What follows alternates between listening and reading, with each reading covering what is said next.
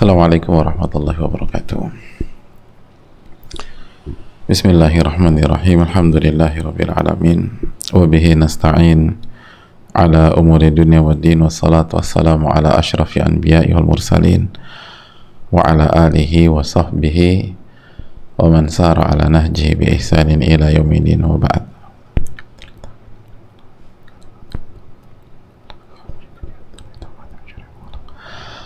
Allahumma inna nas'aluka ilman nafi'an wa na'udzubika min ilmin la yanfa'. Hadirin yang Allah muliakan, khususnya ibu-ibu sekalian, tidak ada kata yang pantas untuk kita ucapkan pada kesempatan kali ini kecuali bersyukur kepada Allah Subhanahu wa taala atas segala nikmat dan karunia Allah berikan dan Allah limpahkan kepada kita, sehingga kita bisa kembali berkumpul dalam rangka menuntut ilmu, dalam rangka meningkatkan iman kita. Dan yang lebih membahagiakan lagi, kita bisa bersama salah satu karya yang terbaik di bidangnya, yaitu kitab Al-Wabilus Shayyib karya Al-Imam Ibnul Qayyim rahimahullahu ta'ala. Bersyukurlah kepada Allah karena ini adalah anugerah yang lebih mahal daripada harta dunia. Sebagaimana marilah kita memperkuat syahadatain kita, la ilaha illallah kita, dan hendaknya kita menjaga komitmen dalam berittiba kepada Nabi SAW, dalam perbanyak salawat dan salam kepada Rasulullah sallallahu alaihi wa ala alihi wa sahbihi wa sallama tasliman katsira. Hadirin sekalian, khususnya ibu-ibu, karena ini kajian wanita, walaupun semua bisa ikut belajar dan ikut hadir,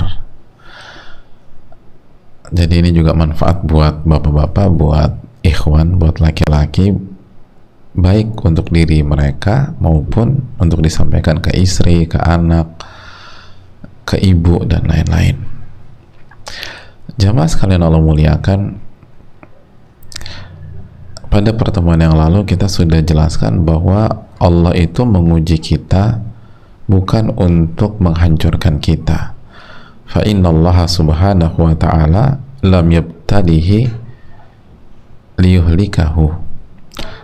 Allah subhanahu wa ta'ala itu memberikan musibah, memberikan ujian bukan untuk menghancurkan seorang hamba. Wa innama ibtalahu liyamtahina sabrahu wa ubudiyatahu. Namun Allah memberikan musibah atau ujian dalam rangka menguji kesabaran seorang hamba dan menguji ibadah seorang hamba tersebut. Jadi ini ujian menahan dan ujian bertahan, dan itu sudah kita bahas dengan segala keterbatasan kita pada pertemuan yang lalu. Pada kesempatan kali ini kita akan lanjutkan bahwa fa innallaha ta'ala 'alal 'abdi ubudiyatan, atau fa inna lillahi ta'ala 'alal 'abdi ubudiyatan fi dharra kama lahu 'alaihi ubudiyah fi sarra. Ini penting hadirin. Sesungguhnya Allah Subhanahu wa ta'ala memiliki hak yang wajib ditunaikan seorang hamba. Jadi Allah Subhanahu wa ta'ala punya hak yang wajib ditunaikan oleh seorang hamba. Hak itu berupa apa sih, ibu-ibu sekalian? Hak itu berupa ibadah di waktu kita lapang, senang, dan nyaman. Mohon maaf, saya ulang, salah. Fa inna lillahi ta'ala 'alal 'abdi ubudiyatan fi dharra kama lahu 'alaihi ubudiyatan fi sarra. Sesungguhnya Allah memiliki hak yang wajib ditunaikan oleh seorang hamba berupa ibadah ketika sedang susah, sedang sulit, sedang sakit, sedang capek. Sebagaimana Allah punya hak yang wajib ditunaikan oleh hambanya berupa ibadah ketika sedang lapang, ibadah ketika sedang senang, ibadah ketika sedang nyaman. penting hadirin. Walahu alaihi ubudiyah fima yakrahu kama lahu alaihi ubudiyah fima yuhib. Sebagaimana Allah punya hak untuk diibadahi ketika hamba itu tidak nyaman terhadap sesuatu, tidak suka terhadap sesuatu, sebagaimana seorang hamba harus beribadah kepada Allah ketika dia lagi senang dan lagi suka terhadap sesuatu. Nah, ini penting. Jadi hadirin yang Allah muliakan, yang seringkali kita lupa nih, kita tuh suka berpikir bahwa ibadah itu pada saat kita lagi senang, pada saat kita lagi nyaman. Padahal Allah juga harus kita ibadahi pada saat kita lagi susah, pada saat kita lagi nggak nyaman, pada saat kita lagi kesel, pada saat kita lagi marah. Jadi sebagaimana kita wajib beribadah kepada Allah pada saat kita lagi senang, kita wajib beribadah kepada Allah pada saat kita lagi sebel. Pada saat, sebagaimana kita wajib beribadah kepada Allah pada saat kita lagi sehat, kita wajib beribadah kepada Allah pada saat kita lagi sakit. Kita wajib beribadah kepada Allah pada saat rumah tangga kita harmonis, sebagaimana kita wajib beribadah kepada Allah pada saat rumah tangga kita lagi ada masalah, lagi ribut, lagi berantem. Sebagaimana kita wajib beribadah kepada Allah di saat komunikasi kita dengan suami, dengan anak-anak, dengan orang tua lagi lancar, begitu juga kita wajib beribadah kepada Allah Subhanahu wa Ta'ala pada saat ada miskomunikasi antara kita dengan suami, komunikasi dengan anak atau orang tua lagi nggak lancar.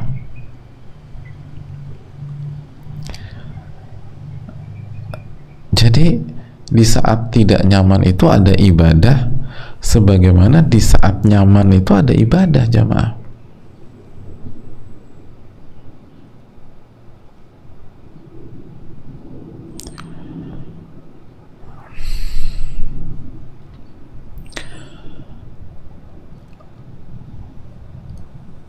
Nah, kita nih sering lupa ketika lagi ada masalah, ketika lagi sulit. Jadi ketika kita lagi mudah dan dimudahkan oleh Allah, itu ada ibadahnya. Ketika kita lagi sulit, ada ibadahnya, ada amal solehnya. Nah, disitulah mengapa Allah Subhanahu wa Ta'ala kasih kita musibah, kasih kita ujian, kasih kita masalah.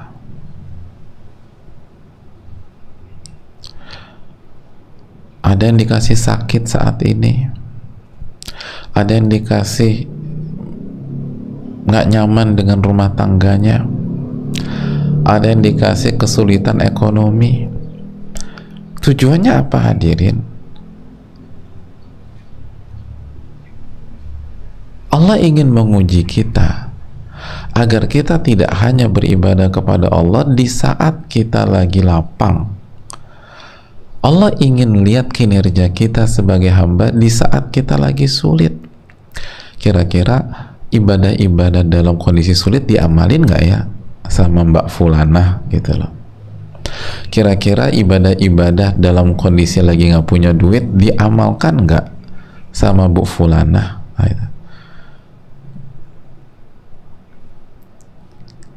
Hadirin Allah muliakan.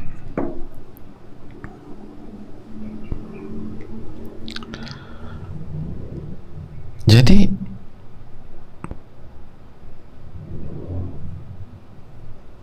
ini yang perlu kita camkan. Ngomong-ngomong Pak Ustadz, Mbak Fulanah itu siapa? Oh, Fulanah itu adalah kata jika orang Arab ingin menyebutkan seseorang tanpa nama, jadi anonim dalam bahasa Arab. anonim dalam bahasa, jadi tanpa identitas sama nama. Biasanya kita orang Arab tuh biasa sebutkan fulan dan fulanah gitulah. Kalau bahasa kita sebagian ibu sebut saja mawar. Nah itu, jadi hadirin Allah muliakan, nah ini seringkali kita lupa. Dan memang kita suka pelupa ya, memang ya.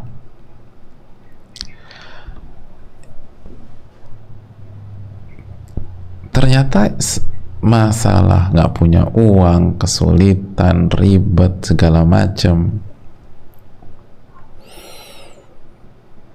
itu adalah kotak ujian. Sebagaimana ketika lagi lapang, sehat, nyaman pun juga sebuah kotak ujian dalam kehidupan.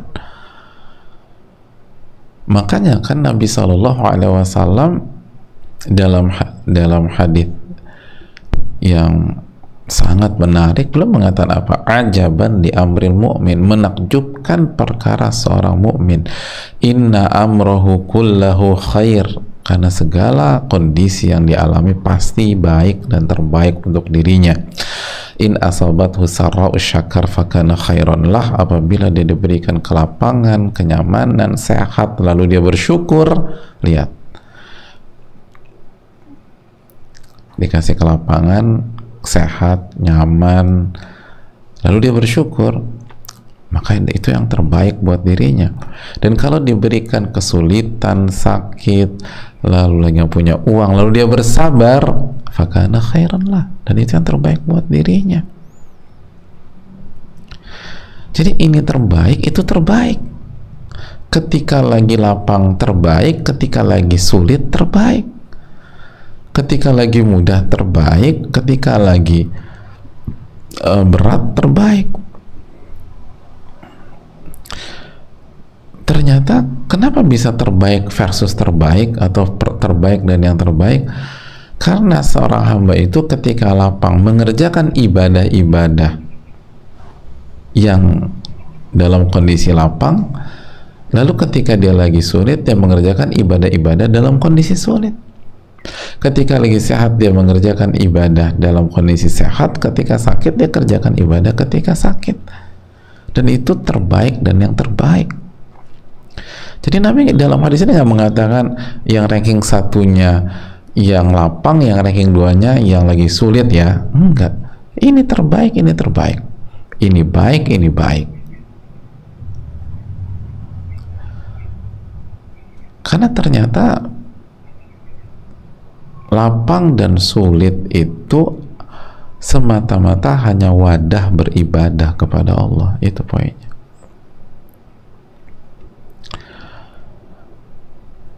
Wadah beribadah. Makanya kurang tepat ketika ada orang yang berhijrah berharap, atau bukan, berpikir bahwa hijrah itu akan membuat dia kaya. Enggak, bukan ke sana. Atau mendongkrak status finansialnya, enggak harus demikian. Mungkin sebagian orang itu berlaku demikian, sebagian lain enggak, tetap aja miskin, sampai wafat pun juga miskin. Kenapa? Karena kaya dan miskin itu wadah beribadah, sebatas wadah beribadah. Berumah tangga itu wadah beribadah, jomblo itu wadah beribadah. Itu. Dan ini bukan berarti yang jomblo jangan nikah ya. Nah, salah satu ibadah ketika jomblo atau single, kita berusaha mengikuti sunnah Nabi SAW, tapi berusaha, jodoh di tangan Allah udah. Salah satu tentu saja. Jadi semua ini wadah beribadah. Sebagaimana Allah harus diibadahi ketika kita lagi nyaman, Allah harus diibadahi ketika kita sedang sulit. Ketika normal, ini adalah wadah ibadah. Ketika pandemi, ini adalah wadah beribadah. Ketika PPKM, ini adalah wadah ibadah. Semuanya ini adalah wadah ibadah. Jadi wadah ibadah tuh bukan hanya ketika lagi sehat aja, ketika lagi kaya aja. Aku ingin deh jadi orang kaya biar aku bisa beribadah. Loh, emangnya kalau miskin nggak bisa beribadah apa? Terus bagaimana dengan Sumayyah? Sumayyah itu masuk surga dalam kemiskinan beliau, hadirin. Sumayyah itu mendapatkan surga, namanya harum, menjadi inspirator jutaan bahkan miliaran umat Islam, khususnya wanita, itu dalam kondisi miskin, bukan kaya.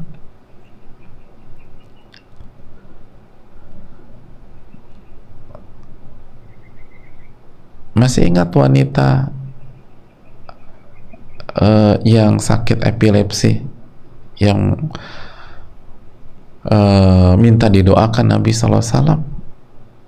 Lihat, beliau, wanita itu, menginspirasi miliaran umat Islam, bukan dalam kondisi sehat, tapi dalam kondisi sakit.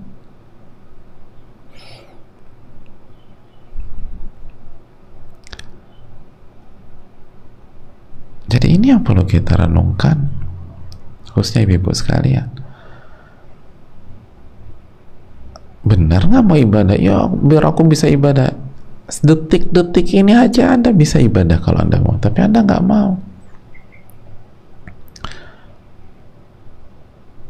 Dan ini ujian, jamaah, ujian. Allah ingin lihat kinerja kita dalam menjadi hamba pada saat kita sulit, sebagaimana Allah ingin lihat kinerja kita sebagai hamba pada saat kita sedang lapang.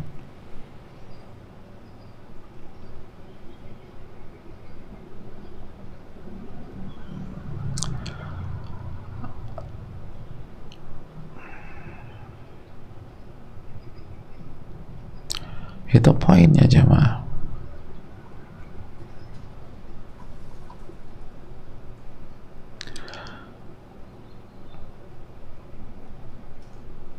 Mas doain ya biar aku cepat sembuh, biar aku bisa gabung lagi dengan kalian dan kita bisa beribadah dan beramal bareng lagi. Insya Allah aku doakan. Tapi jangan lupa, di saat kamu sakit seperti hari ini pun kamu tetap bisa beribadah kok. Gak harus sehat, walaupun pasti saya doakan insya Allah ta'ala kamu tuh sahabatku. Tapi jangan berpikir bahwa ibadah hanya sebuah kesempatan bagi orang-orang yang punya kelapangan. Enggak. Ini dalam sekali.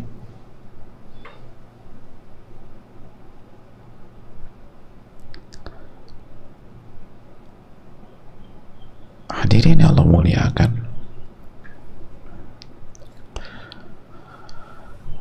Kita lanjutkan. Wa aktsarul khalqi yu'tuna al-ubudiyyah fima yuhibbun. Dan mayoritas orang, mayoritas makhluk itu memberikan penghambaannya dan peribadatannya dalam kondisi yang mereka sukai. Wa sya'nu fi i'ta'il ubudiyyah fil makarihi fabihi tafawat maratibul ibad wa bihasabihi kanat manaziluhum indallahi ta'ala. Mayoritas orang itu memberikan ibadahnya, semangat ibadahnya ketika mereka berada di kondisi yang mereka harapkan, itu loh. Padahal wasya'nu, parameternya itu memberikan ibadah kita di saat-saat dan di kondisi-kondisi yang kita nggak suka. Dan di fase inilah, di poin inilah, hamba itu bertingkat-tingkat, terlihat mana yang benar-benar hamba, mana yang tidak, terlihat mana yang benar-benar hamba, mana yang kurang kualitasnya. Gitu hadirin. Kenapa demikian? Karena yang namanya hamba kan namanya juga hamba. Apapun opsi, apapun pilihan dari penciptanya, dia akan ngejalanin dengan ridho, dengan sabar, dengan qanaah. Itu hamba.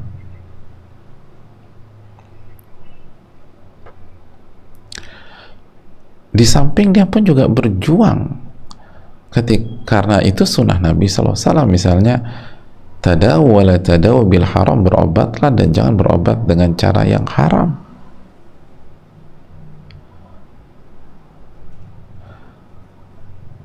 Atau dalam masalah finansial, ni'mal malu salih li rajuli salih, nikmat sebaik-baik harta yang baik itu di tangan orang yang soleh. Maka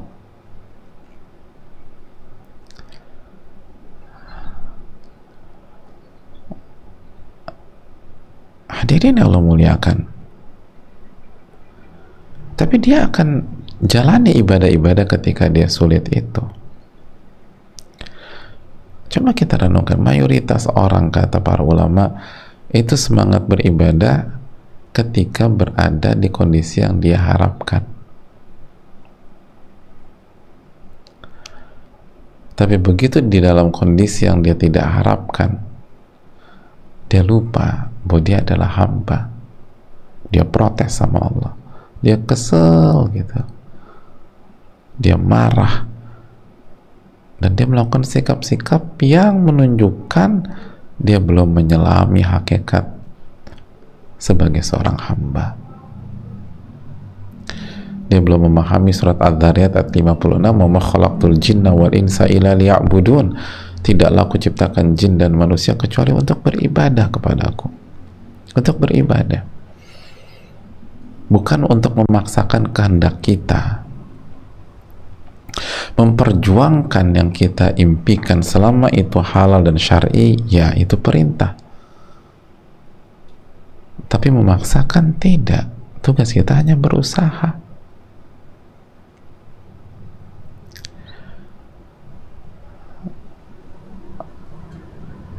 Dan jika Allah tentukan lain, kita sami'na wa ata'na, kita terima.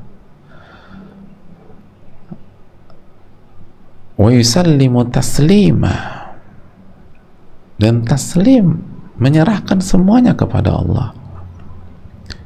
Tentu saja setelah berjuang dan berusaha. Dan kita berjuang karena Allah perintahkan kita berjuang.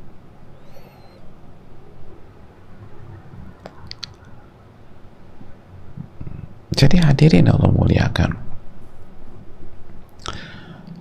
disitulah kelebihan seorang hamba.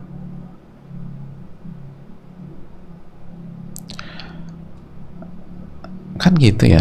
Ya contoh, banyak banget contoh dalam masalah ini. Contoh misalnya, contoh simpel, tabassumuka fi wajhi akhika sadaqah. Ini salah satu amalan yang Allah perintahkan kepada, yang Allah dan Rasulnya perintahkan kepada kita.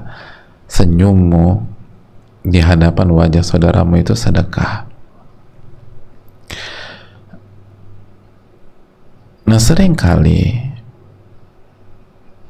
kita ini bisa dengan mudah tersenyum sama orang yang baik sama kita, dan itu harapan semua orang, dibaiki oleh lingkungannya, dibaiki oleh temannya. Oh, senyumnya enak tuh. Tapi begitu kita berhadapan dengan pihak yang menzolimi kita, sulit kita untuk senyum, hadirin. Itu yang dimaksud ulama. Mayoritas orang tuh bisa beribadah, bisa beramal dalam kondisi yang mereka harapkan, yang mereka inginkan. Tapi kalau sebaliknya belum tentu. Nah, kalau kita bisa senyum di hadapan orang yang gak baik sama kita dalam rangka mengamalkan sunnah Nabi SAW, itu kan kualitas sebagai umat Nabi SAW, kualitas sebagai hamba Allah Subhanahu wa Ta'ala, itu benar-benar teruji dan terlihat.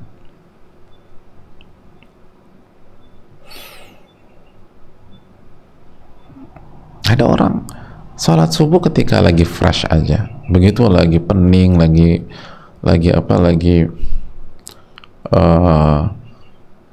pegel-pegel, lagi capek, lalu dengar azan ketika waktu fajar, Allahu Akbar, Allahu Akbar, udah aku sholatnya nanti aja sebangun aku. Itu kan aku lagi capek. Itu baru ujian seorang hamba, hadirin. Ujian seorang hamba.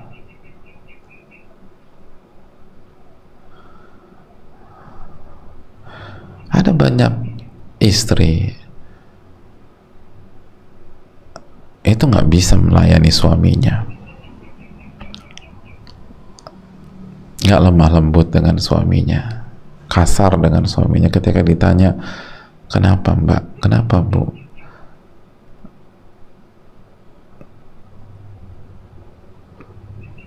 bukankah kita punya teladan Khadijah itu gimana melayani Nabi SAW, Aisyah tuh bagaimana melayani Nabi SAW.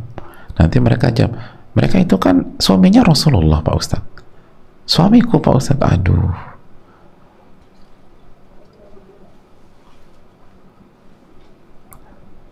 gak bisa Pak Ustadz, ini sosok makhluk yang egois suamiku ini. Coba kalau suamiku baik, aku akan baik. Nah ini, jadi dia baik ketika berada di kondisi yang dia harapkan, baru dia baik. Tapi dalam kondisi yang tidak sesuai harapan dia nggak bisa baik. Nah ini pertanyaannya, kita nih hamba Allah atau hamba nafsu gitu loh. Kalau kita hamba Allah, Allah suruh baik, unzuri aina anti minhu fa innahu jannatuki aw naruk. Lihatlah bagaimana suamimu menilai dirimu, karena suamimu itu surga dan nerakamu. Suamimu itu surga atau nerakamu. Ada banyak contoh dalam masalah ini, hadirin, yang menunjukkan bahwa manusia itu seringkali semangat ibadah, semangat beramal, semangat berbuat baik dalam kondisi yang dia harapkan. Begitu kondisinya tidak sesuai dengan harapannya, dia berpaling, dia kehilangan selera, dia tidak bergairah, dia malas, bahkan yang lebih parah, dia salahkan Allah Tabaraka wa Ta'ala.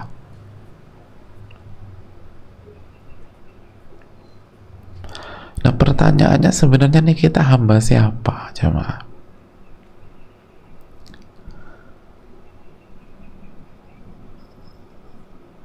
Allah Ta'ala alam bisawab.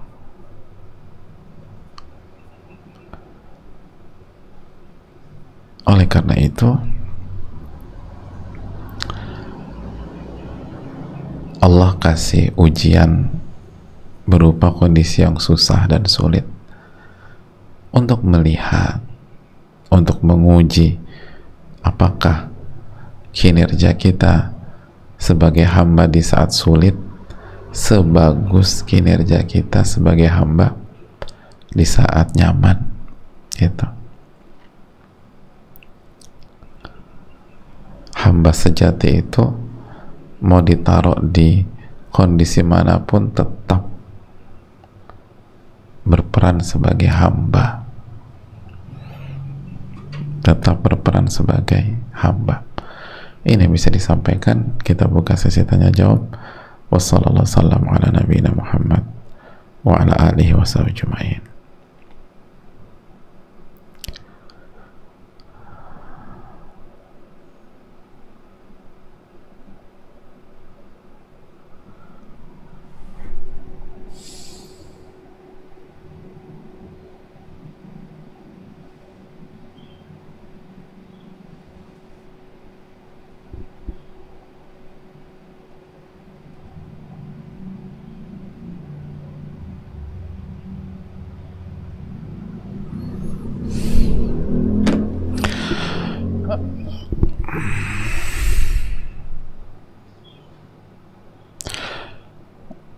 Assalamualaikum warahmatullahi wabarakatuh. Waalaikumsalam warahmatullahi wabarakatuh. Semoga Al-Imam Ibnul Qayyim rahimahullah, Pak Ustadz, keluarga, tim, serta seluruh umat Islam senantiasa mendapatkan rahmat dan kasih sayang Allah. Amin ya rabbal alamin. Izin bertanya Pak Ustadz. Pak Ustadz, saya tertimpa musibah pada agama, mencintai dunia dan menjadi lalai.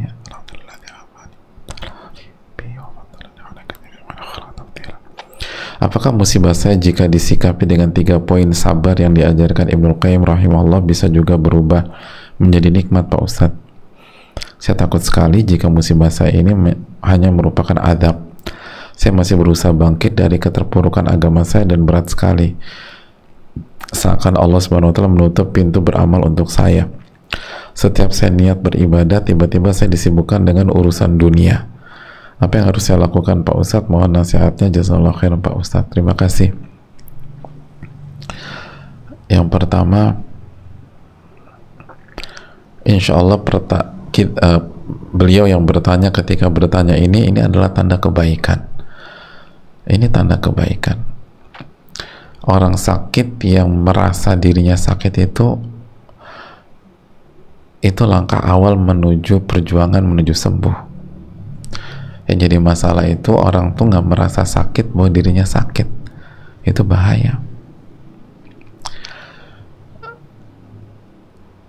Nah, apakah 3 poin Ibnul Qayyim bisa menjadi solusi? Jawabannya jelas ya. Apa 3 poin sabarnya Ibnul Qayyim? Yang pertama, jaga nafsu, tahan nafsu dan tahan jiwa. Yang kedua, tahan lisan. Dan yang ketiga, tahan anggota badan. Dan intinya obat hubud dunia kan 3 ini jamaah, ya kan? Dan kenapa kita terjerumus ke cinta dunia? Karena kita nggak nahan nafsu kita terhadap dunia, kita lepaskan sehingga jadi liar. Nah, jadi solusinya tahan.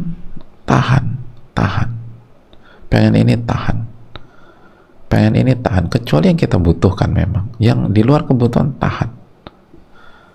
Dan jangan omongin dunia, tahan lisan. Omongin nikmat Allah Subhanahu wa taala. Bicarakan kebaikan-kebaikan Allah. Bicarakan ilmu. Jangan bicarakan dunia lagi. Itu hadirin. Terus jangan lupa al-luju ilallah. Jadi ketika jiwa ini kita tahan dari dunia, jiwa ini kita arahkan kepada Allah. Lalu doa dengan sebenar-benarnya doa. Di antara doanya apa? Wala taj'alid dunya akbar hammina. Nabi mengajarkan kita doa sallallahu alaihi wasallam, dan ya Allah, dan janganlah engkau jadikan dunia sebagai ambisi terbesar kami. Jangan sampai dunia itu menjadi ambisi terbesar kami. Itu hal penting jamaah. Lalu yang berikutnya, cari sahabat-sahabat yang solehah. Kan ini kemungkinan besar kan ibu-ibu ya. Cari sahabat-sahabat solehah. Dan kalau memang waktu ibadah, jangan disibukkan dengan urusan dunia, kecuali darurat. Karena dunia nggak ada selesai-selesainya hadirin. Nggak tidur 24 jam juga ada aja kesibukan dunia. Jadi begitu waktunya ibadah, jangan. Begitu sholat misalnya, jauhkan handphone. Nggak ada sosial media misalnya pas sholat, taruh jauh-jauh gitu. Dan banyak doa. Insya Allah Allah kasih taufik hadirin. Wallahu ta'ala bisawab. Assalamualaikum warahmatullahi wabarakatuh. Waalaikumsalam warahmatullahi wabarakatuh. Semoga Allah merahmati Al-Imam Ibnul Qayyim. Amin ya rabbal alamin. Semoga Ustadz, keluarga, dan tim serta seluruh kaum muslimin diampuni dosa-dosanya. Amin. Selalu dirahmati dan senantiasa diberikan kesehatan oleh Allah. Amin ya rabbal alamin. Mohon tipsnya Ustadz agar ketika sedang haid tidak merasa libur ibadah, dan menjaga agar iman tidak turun walaupun sudah tetap menjaga zikir dan membaca Al-Quran, tapi rasanya tetap ada yang kurang karena tidak bisa sholat. Mohon nasihatnya Ustadz, jazakallahu khair Ustadz, barakallahu fiikum, barakallah. wa iyyak. Yang perlu kita camkan, ingatlah bahwa pada saat kita sedang tidak sholat zuhur di waktu zuhur karena haid, tidak sholat subuh di waktu subuh karena haid, kita sedang beribadah kepada Allah. Itu harus diyakini. Jadi bukan libur ibadah, itu sedang ibadah. Karena ibadah bukan hanya menjalankan perintah, ibadah juga menjauhi larangan. Dan ketika wanita sedang haid atau nifas, mereka dilarang sholat, dilarang puasa. Maka ketika wanita itu tidak sholat, maka dia sedang ibadah. Dia sedang ibadah. Jadi rasakan benar bahwa kita sedang ibadah, dan insya Allah pahala demi pahala. Gitu hadirin. Jadi hadirin Allah muliakan,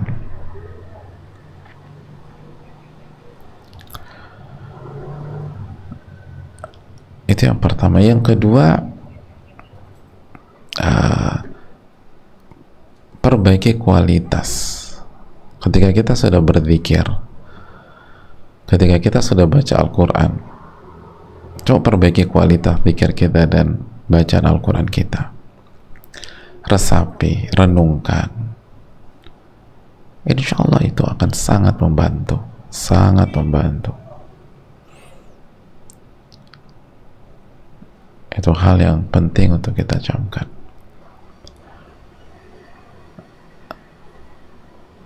Lalu yang menambah iman juga menuntut ilmu. Itu juga menambah iman yang sangat kuat. Allah Ta'ala alam. Dan banyak doa, coba banyak doa. Jadi ingat, tidak ada kata libur. Itu pun ibadah, meninggalkan larangan dari Allah Subhanahu wa Ta'ala.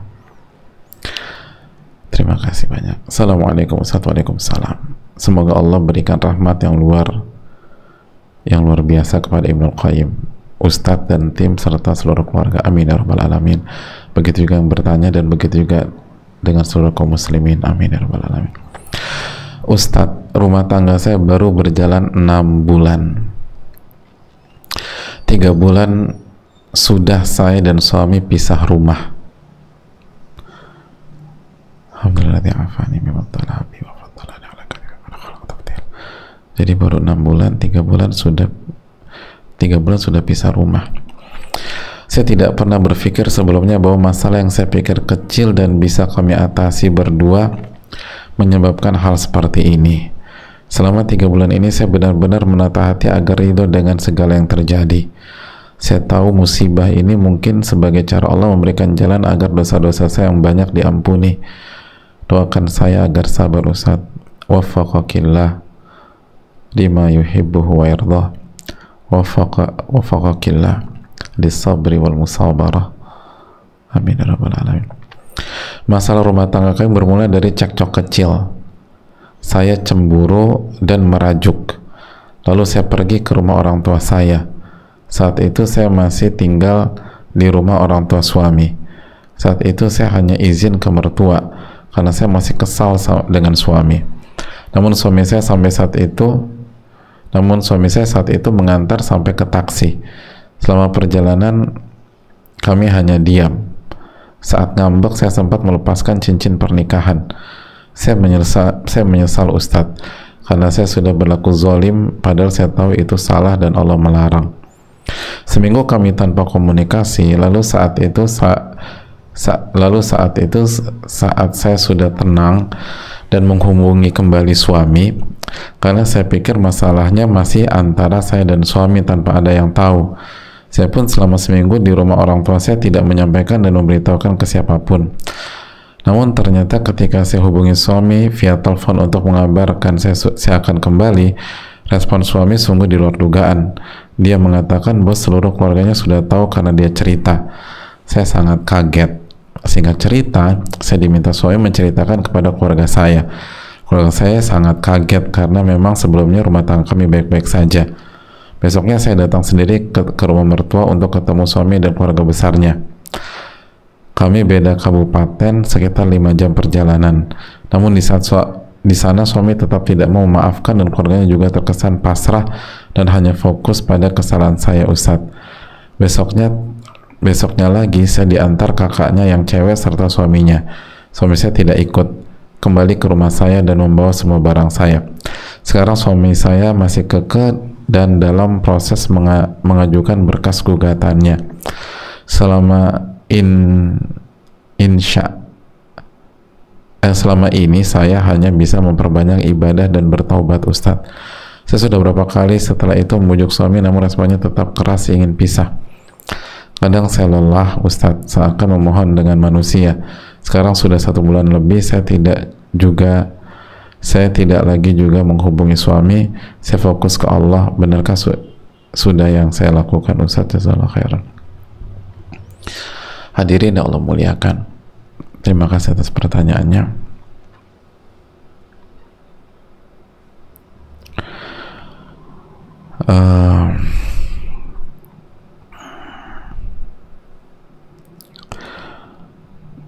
Yang pertama, semoga Allah memberikan taufik kepada yang bertanya untuk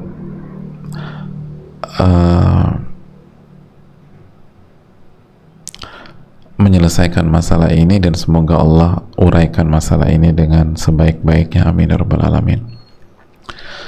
Lalu yang semoga Allah memberikan taufik agar kita menyadari kesalahan kita. Hadirin yang Allah muliakan,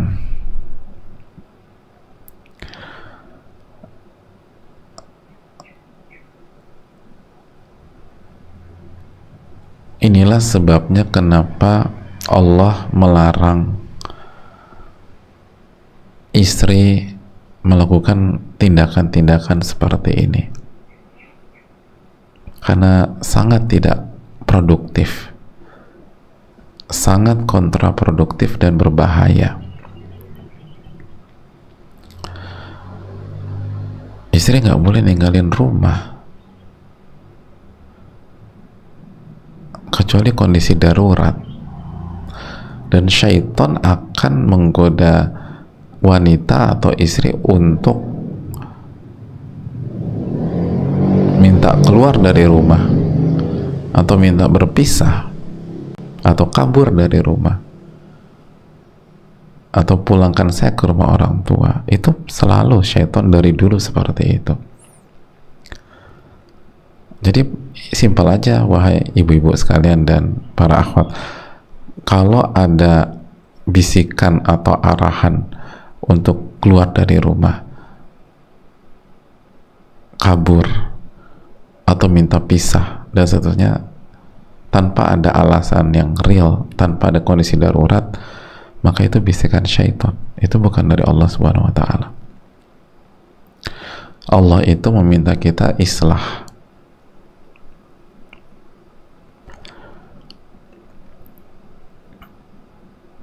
Dan nggak boleh wanita keluar dari rumah seperti ini, nggak boleh.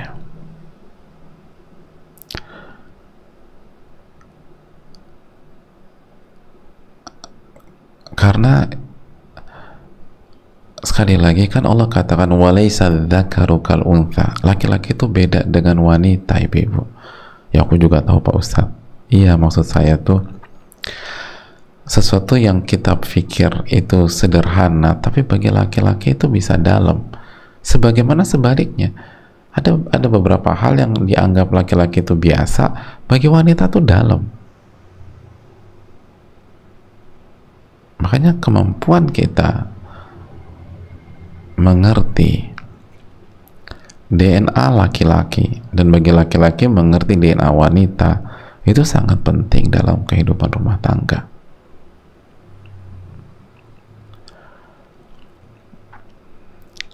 Allah mengatakan dalam surat An-Nisa 34, Ar-rijalu qawwamuna 'alan nisa, laki-laki itu pemimpin bagi wanita, bagi istri. Karena sifat kepemimpinan yang Allah berikan kepada laki-laki itu lebih dominan daripada kepada wanita. Nah, dengan kita minta kita pulang ke rumah orang tua kita, terus kita lepaskan, sebenarnya lepas cincin tuh nggak ada masalah juga dalam Islam. Tapi kan bagi banyak pihak itu simbol.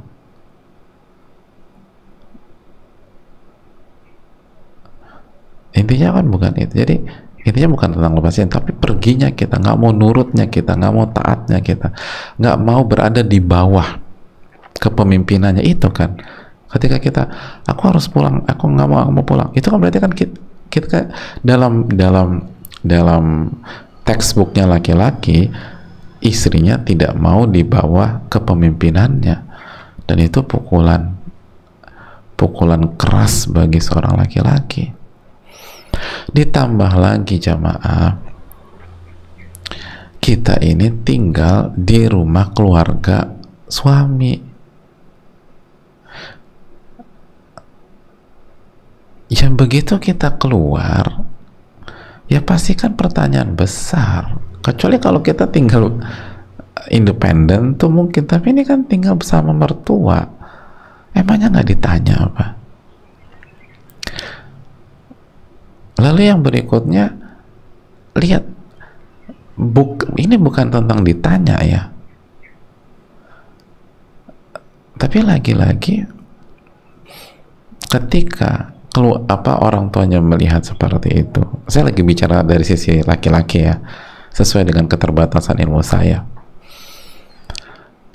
Tapi ketika suami gitu ya, ngeliat istrinya nggak mau diatur, mau minta pulang, terus kan dia harus ditanya atau dia harus jelaskan, dan itu kan tamparan lagi bagi seorang pemimpin.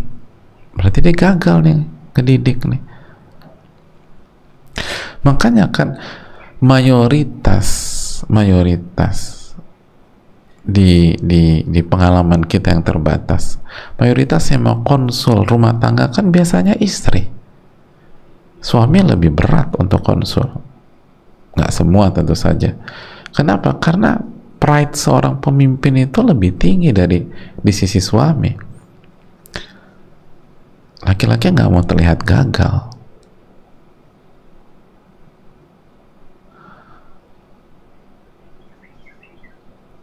Kehormatan pemimpinnya nggak mau jatuh. Dan dengan kita keluar itu sama aja ngejatuhin lagi. Jadi 2 kali dijatuhkan. Saya bukan membela suami, saya ingin rumah tangga beliau ini kembali utuh, semoga Allah kasih taufik. Tapi saya ingin jelaskan blind spotnya gitu loh, biar beliau yang bertanya atau banyak istri itu mengerti bahwa ini tuh masalah fatal.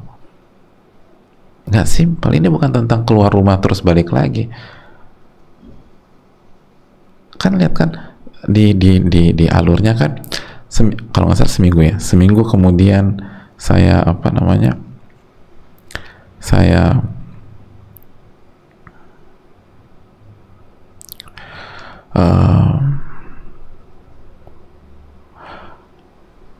saya putuskan untuk balik lagi,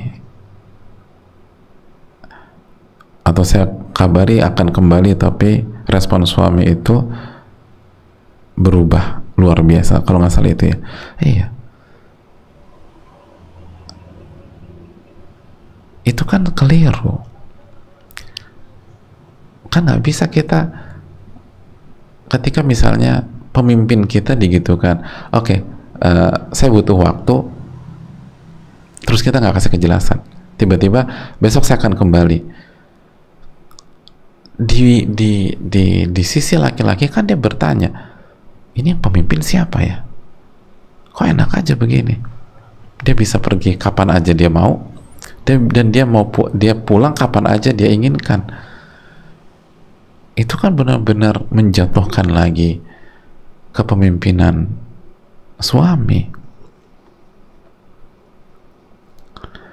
Jadi ada beberapa hal yang dilakukan dari pihak istri yang menyerang psikis kepemimpinan seorang suami di sini. Keluar dalam kondisi tinggal di rumah keluarga besar, lalu balik sesuai dengan keinginan dia.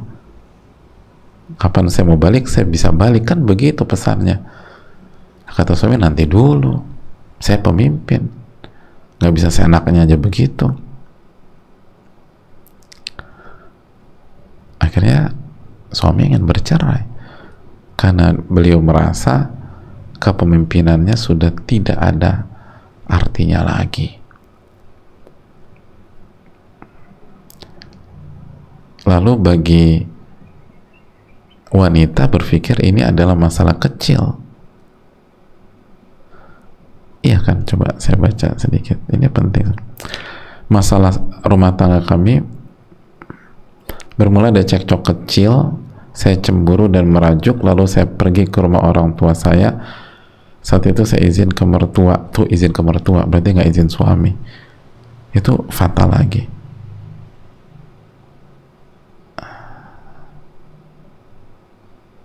Tuh, saya tidak pernah berpikir sebelumnya bahwa masalah yang saya pikir kecil dan bisa kami atasi berdua menyebabkan hal sebenarnya. Saya pikir kecil. Ini bukan hal kecil, ini hal besar banget.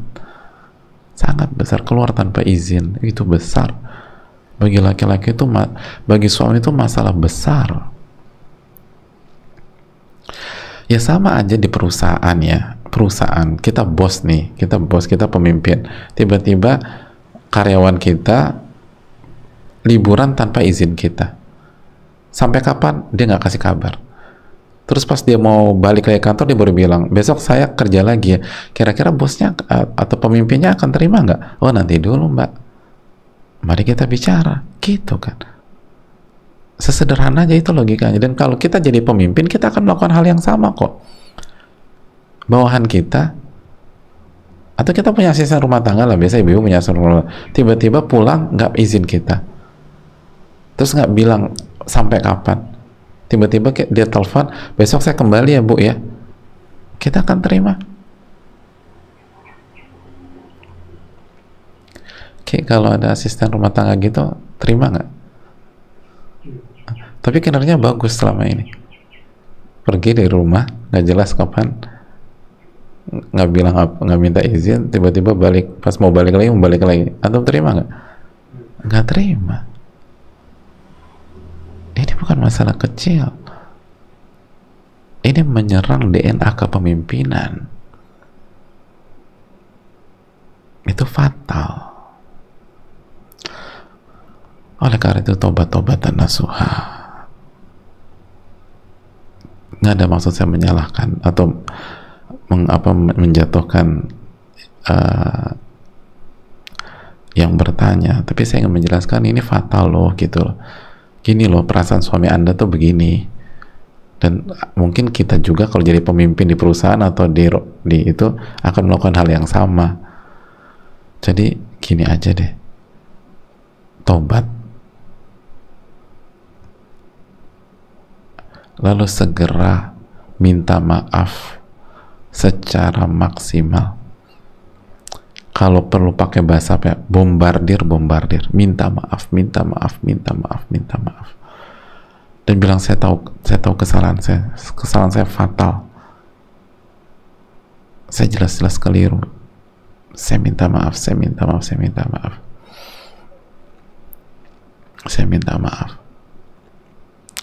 Lalu yang terakhir buat wanita dan buat ibu-ibu, lawanlah rasa cemburu yang melampaui batas,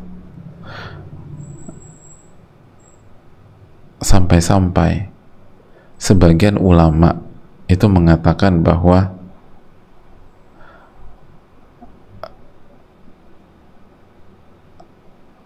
saat wanita melawan rasa cemburunya itu seperti laki-laki yang melawan musuh di medan jihad, sampai bilang begitu. Berat memang, tapi harus dilawan. Berat. Akhirnya nanti jadi bumerang seperti ini. Wallahu ta'ala alam bisawab, mungkin itu.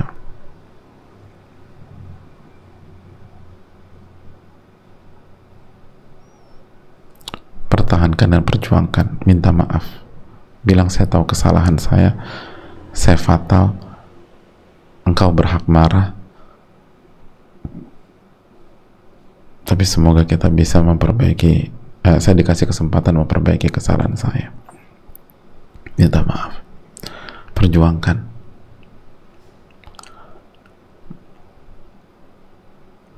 Assalamualaikum warahmatullahi wabarakatuh. Waalaikumsalam warahmatullahi wabarakatuh. Semoga Allah senantiasa merahmati, memberikan kebaikan serta kesehatan kepada Ustadz, tim dan keluarga, juga seluruh kaum muslimin dan muslimat yang berada. Amin ya rabbal alamin. Semoga Allah merahmati Imam Ibnul Qayyim rahimahullah. Jangan lupa mendoakan Imam Ibnul Qayyim. Izin bertanya Ustadz, saya ibu rumah tangga, suami saya meninggal dunia karena sakit 2 bulan yang lalu. Saya masih selalu berusaha untuk sabar dan ridho dengan takdir Allah ini, karena ini tidaklah mudah. Yang mau saya tanyakan, apakah saya berdosa kalau saya terkadang masih suka sedih dan nangis kalau saya ingat almarhum? Saya menikah sudah 7 tahun dan sudah dikaruniai oleh Allah 2 orang anak. Apakah bisa kelak saya berkumpul kembali dengan almarhum suami di surga bersama dengan kedua anak-anak yatim kami juga? Apa saja yang bisa saya lakukan untuk membantu suami saya sekarang? Ustaz, jazakallahu khairan. Waalaikumsalam warahmatullahi wabarakatuh. Iya, yang pertama kita ikut mengerti dan memahami perasaan yang bertanya, dan semoga Allah memberikan taufik untuk ibu atau mbak untuk bisa bersabar dan ridha terhadap takdir, dan semoga Allah memberikan husnul khotimah buat suami, dan semoga anak-anak jadi anak yang soleh dan solehah. Hadirin Allah muliati, yang Allah muliakan,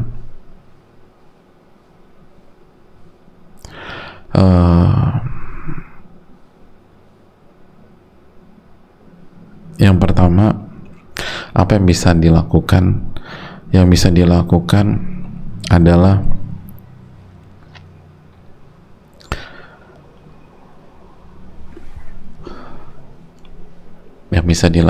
adalah berjuang menjadi istri soleh atau wanita soleha dan istiqomah menjadi wanita soleha.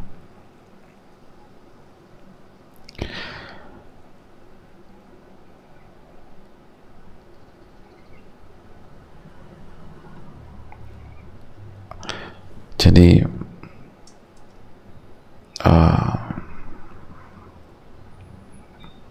dengan kita menjadi wanita soleha, maka kita membantu pemimpin kita ketika beliau ditanya oleh Allah, sudah didik kita atau belum, dan bagaimana kondisi istri dan anak-anakmu, gitu loh. Jadi jadilah wanita soleh dan istiqomahlah menjadi wanita soleha. Lalu yang kedua, didik anak-anak menjadi anak yang soleh dan soleha, yang bisa mendoakan orang tuanya, mendoakan mbak dan mendoakan suami. Jaga anak-anak ini agar menjadi hamba-hamba Allah dan bertauhid kepada Allah Subhanahu wa Ta'ala, dan mendoakan orang tuanya, baik yang sudah meninggal maupun yang masih hidup. Lalu yang berikutnya, bagaimana bisa berkumpul dalam Sunan Al-Baihaqi. Jadi diriwayatkan Imam Baihaqi bahwa Hudzaifah pernah berkata kepada istri beliau, in syi'ti takuni zaujati fil jannah, kalau engkau mau, engkau bisa menjadi istriku di surga.